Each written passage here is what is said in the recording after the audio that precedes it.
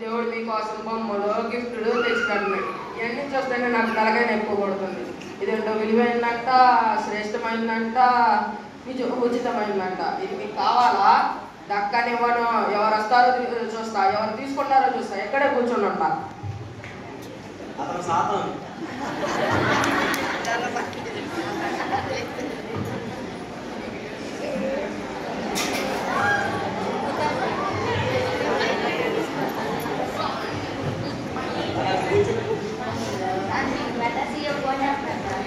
Mental Seema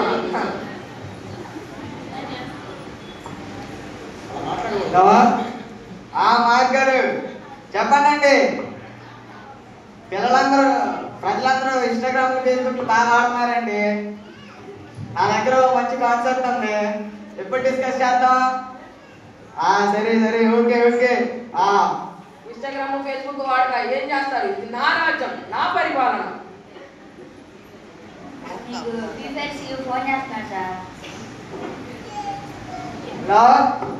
Maresh గారు పిల్లలందరూ free fire బాగా ఆడుతున్నారండి.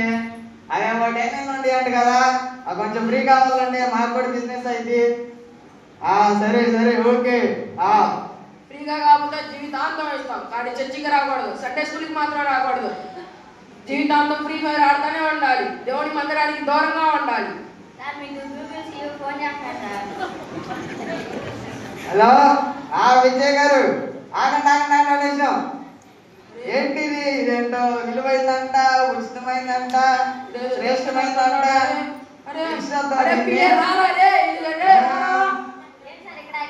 ఇదేంటో విలువైందంట, ఉచితమైందంట, శ్రేష్టమైందంట. ఓపెన్ చేద్దామా? మీటింగ్కి టైం అయింది, పదం సార్. అంతే అంటావా? పద అలా మనతో అట్టుండిద్ది. ఎవరన్నా వస్తారా?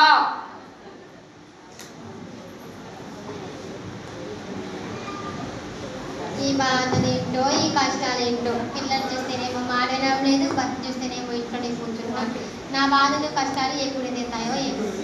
తెరవదలే ఉన్న బాధలకి తెరవదలే. అది ఇది ఇష్టమా? ఇదే నా బహుమతి. అమ్మయ్య, నా బాధలు కష్టాలు తీరిపోయే సమయం వచ్చింది. నేను దీన్ని తెరుస్తాను. తెరుస్తావా? నీ భర్త అసలుకే పనికి వెళ్ళకుండా ఉన్నాడు. ఇంకా పనికి వెళ్ళకుండా చేస్తా. నీ పిల్లలు ఇంకా మాట్లాడకుండా చేస్తా. తెరుద్దామని తెరిస్తే నాకున్న బాధలు కష్టాలు ఇంకా ఎక్కువైపోతాయి. నేను దీన్ని తెరవను. నాకున్న బాధలు చాలు. అది అటెల్లు.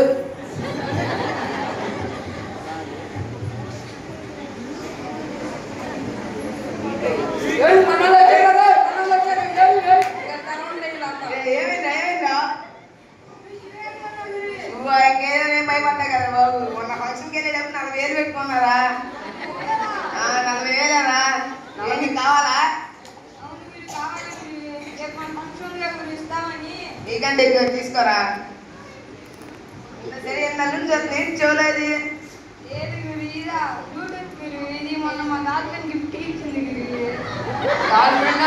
ఢిల్లీ బజార్లో 10 రూపాయలు పెట్టుకున్నాడు.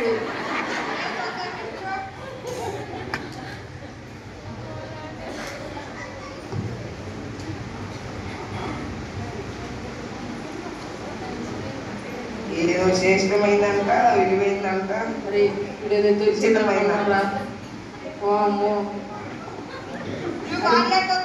అరే ఇది మంద కాదురా. అరే రా. ఇది తెచ్చేటట్టున్నాడు. ఏదో శ్రేష్టమైందంట, ఉచితమైందంట. ఇందులో ఏమంటే చిన్న వస్తువులు అంటే మనకెందుకు రాకుండా వెళ్ళి మన ఫ్రెండ్ బాగా దీంట్లో వస్తువులంటే తీసుకెళ్ళి ఫ్రెండ్కి ఇచ్చేద్దాం. నువ్వేంటి మీరేంటి ఇందులో చీప్ క్వాలిటీ ఉంటే రాకులు వెళ్దాం. అంతేనంటావా? అంతే మనంతా బ్రాండ్గా. అంతే మన బ్రాండ్.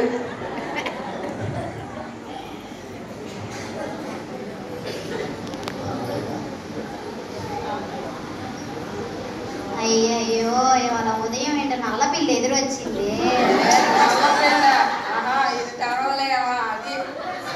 ఎంతైనా మంచిది కానీ గుడికి దండం పెట్టేసుకుని వద్దాం. అవును, ఎందుకు అందరూ బహుమతి అంటున్నారు? ఏంటా బహుమతి? ఇదే ఇదే అనుకుంటా బహుమతి. ఇదే ఉచితమైనదంట, శ్రేష్టమైనదంట, విలువైనదంట. ఇది మనం పొందుకుంటే పోయిద్దేమోగా. అమ్మా ఇందాక మన నల్ల పెళ్ళి రావు కాదు వాళ్ళకి అమావాస్య. మర్చిపోయాను, అసలు ఇవాళ అమావాస్య, పైగా రాహుకాలం. ఉదయం మా అక్క చెప్పిందిలే, ఎందుకైనా మంచిదిలే కానీ దీన్ని తెరవకుండా ఉండడమే మంచిది అనుకుంటా. సరే వెళ్ళిపోదాం. అది నాకు తెలుసుగా ముందరే నువ్వు తెరవని వాళ్ళు ఎందుకు వచ్చావు.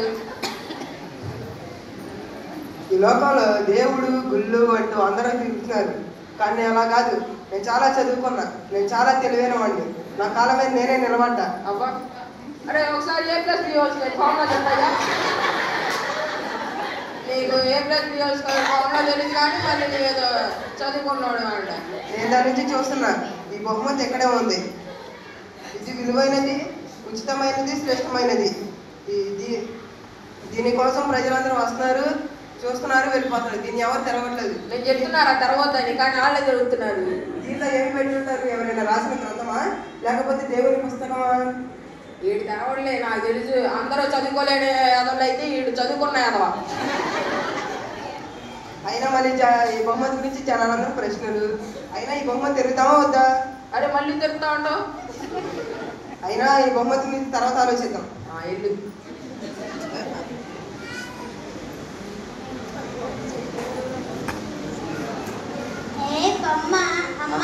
కొండపల్లి ఆడుకోవడానికి వచ్చాడు. అరే